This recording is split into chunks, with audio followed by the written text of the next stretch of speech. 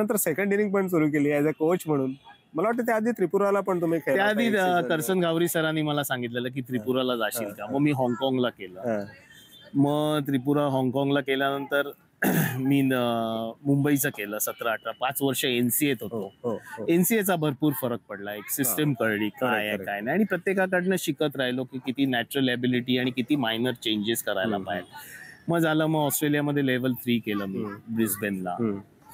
तर त्यामुळे ते, आणि कोचेस पण नेहमी शिकतच असतात नवीन मुलांकडनं काय, पण शेवटी इम्पॉर्टंट आहे की प्लेअरचा माइंडसेट ओळखणं पण गरजेचं आहे. त्याला किती आणि त्याच्या ह्याच्यामध्ये तुम्ही कशी त्याला इम्प्रुव्हमेंट करणार आणि कसं त्याचं माइंडसेट चेंज. बरोबर आहे. पण बिईंग अ कोच, कारण आचरेकर सरांना तुम्ही कोचिंग करताना स्वतः बघितलंय, अनुभवलेलं आहे, आणि आचरेकर सरांचे जेवढे मला वाटते 10-11 टेस्ट प्लेअर असतील ते सगळे रेप्युटेड कोचेस झाले. तर कोचिंगचं ज्ञान त्यांच्याकडून किती आलं?